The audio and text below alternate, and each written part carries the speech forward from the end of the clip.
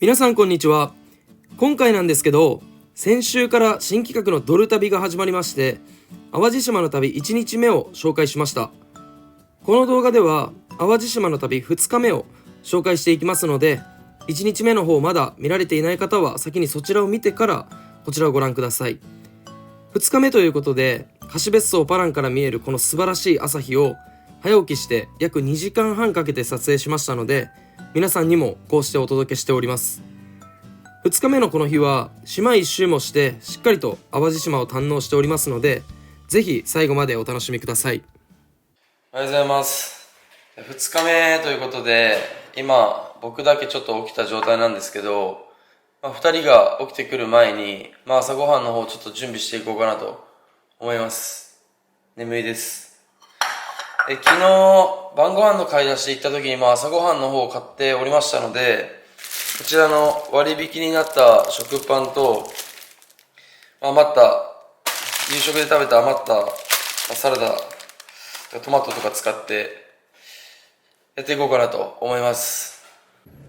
今日の朝飯のメニューなんですけど、トーストを買ってるので、トーストと昨日余ったサラダ、あとは目玉焼きを作っていこうかなと思うんですけど、サラダの方のドレッシングがないので、こちらの材料でカルパッチョと一緒のドレッシングを作っていきたいと思います。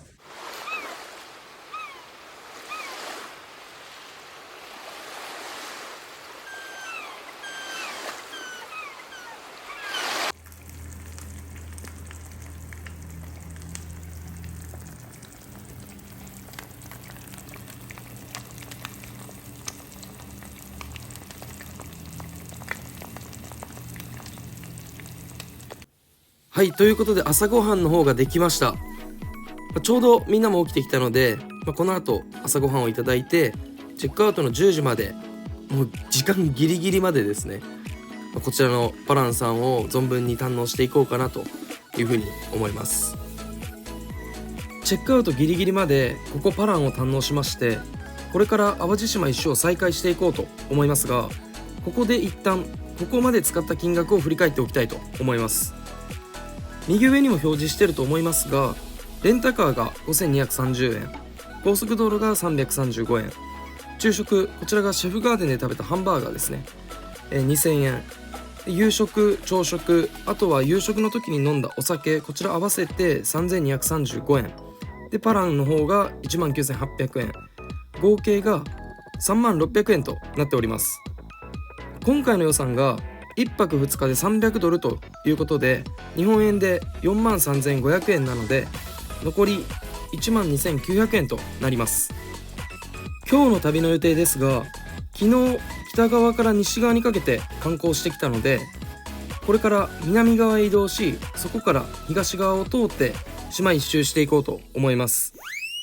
前回の動画でも触れましたが、ここ淡路島は前情報によると観光地が北側に集まっているということですが、実際にどうなのか今日は検証していきます。昼食はやはり海といえばバーベキューということで、バーベキューができそうなところがないかも探しながら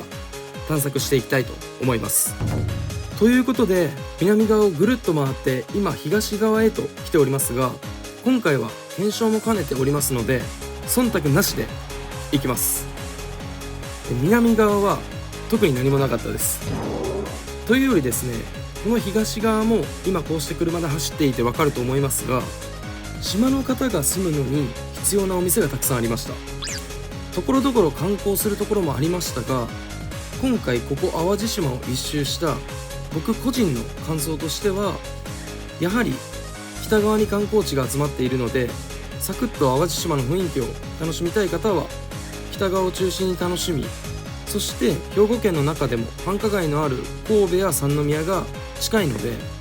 夜移動して2日目はそちらを観光するのもいいんじゃないかなと思いました。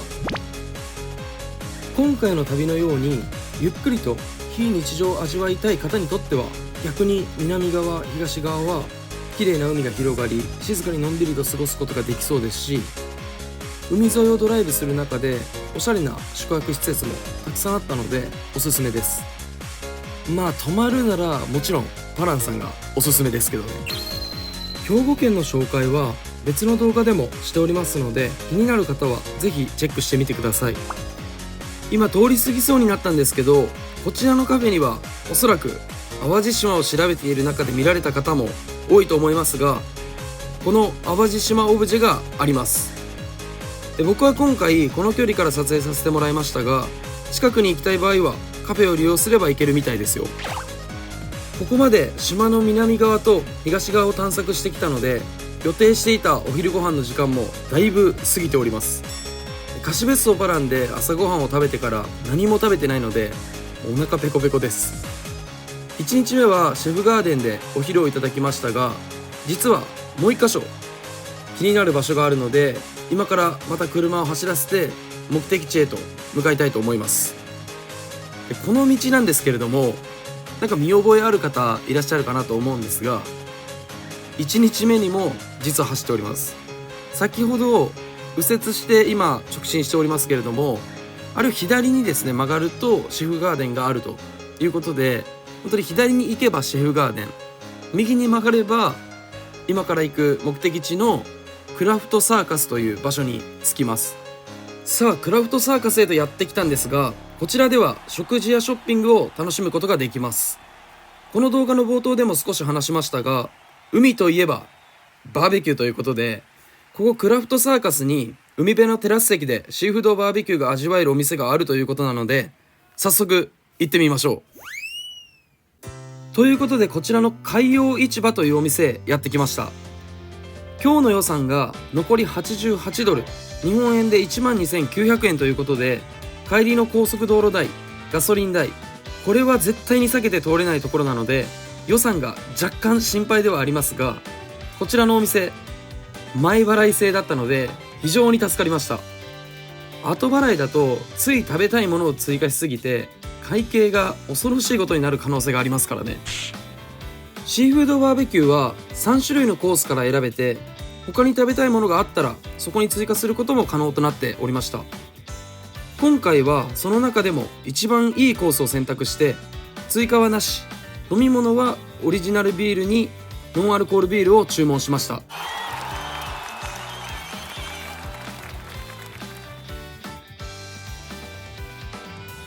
こちらが今回注文したシーフードバーベキューのコースになるんですが、海鮮もすごく豪華でお肉も入っているので、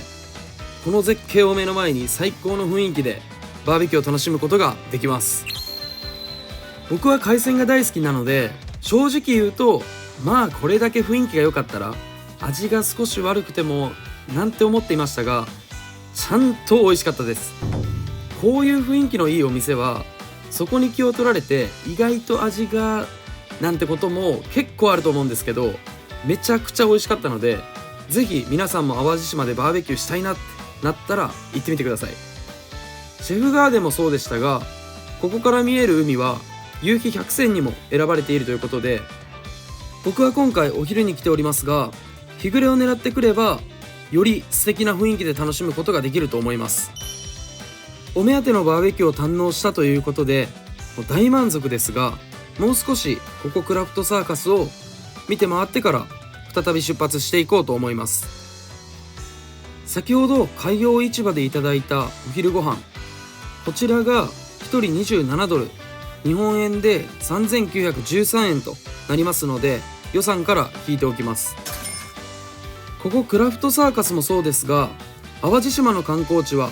映像映えするようなところが本当に多くて、おしゃれな写真を撮りたい方にとっては最高の旅行先だと思います。さあ、これからまだ通ってないところを探索していこうということで、また車を走らせていきます。1日目からこの2日目にかけてかなり車で移動したので、レンタカーは借りてて本当に良かったです。シェフガーデンやクラフトサーカスにはバスも止まっていたので、そちらを利用されるのもいいと思いますが、今回の旅のようにあっちに行きこっちに行きと思う存分淡路島を堪能したい方はレンタカーを借りることをお勧めします。この周辺が1日目に淡路島へ到着した付近となりますので、ここで島一周は無事達成することができました。何かやり残したことがあるなと思ったら、1日目に人が多くて断念した幸せのパンケーキに行くのを忘れていました。ということで、見覚えのある道3回目ということで、またこの道へ戻ってきました。もうナビがなくてもこの辺りは行けそうな勢いですね。1日目の方で紹介したここシェフガーデンの前を再び通って幸せのパンケーキを目指していきます。ただここで車内ではとんでもない発言が飛び出します。昨日から1回も米食べてなくない？いや確かになと。もうそれを聞いた瞬間、満場一致で今俺たちに足りてないのは米だと、今はパンケーキじゃないと。ということでお米が食べれるお店を探して車を走らせていたら、こちらのお店を発見しました。実は1日目にもこの道を通った時におしゃれなカフェがあるなぁと気になっていたのですが、ここは島結びというおにぎり屋さんでした。しかもこのお店オープンしたばかりということで本当にラッキーでした。こちらでは綺麗なお姉様方がお出迎えしてくれ、ここ淡路島の生い立ちから有名なイザナギ神宮の話まで聞くことができます。あ、間違えました。それは僕がお店の方とお話をさせてもらった時の内容でした。改めまして、こちらの島結びでは淡路島の食材を使用し、具材がたっぷりと乗ったおにぎりからシャレの効いた名前のドリンクがどれも美味しく、そして映像映え間違いなしのこの綺麗さで最高の景色を眺めながら楽しむことができます。今回はこちら6種類のおにぎりを注文しましたが、もう具沢山でおにぎりが見当たりません。そのくらいボリュームもあって、しかもめちゃくちゃ美味しいということで、お米を求めていた僕たちは大満足でした。こちらのお店では先ほども少し話しましたが、お店の方が本当に優しい方ばかりで、楽しくお話をしながら食事もいただけて、すごく幸せな時間を過ごすことができました。お姉様方本当にありがとうございました。今から今回の旅のゴールとなります新神戸駅へと帰ります。先ほどの島結びさんでいただいたおにぎりとドリンク、この後レンタカーを返す前にガソリンを満タンにして返しますので、そちらの金額も合わせて2日目に使った金額を整理しておきたいと思います。右側の方にも表示してあると思いますが、まずクラフトサーカスでいただいた昼食、バーベキューですね、こちらが3913円。そしてその後島結びさんでいただいたおむすびとドリンク、こちらが1100円。今走っている高速道路代が335円。この後レンタカーを返す前にガソリンを入れますので、そちらが807円。合計がですね1人6155円で42ドルということになります。2日目に使った金額を振り返っていきましたが、2日間の合計はいくらになり、果たして1泊2日300ドルの予算は足りたのでしょうか。2日間の合計は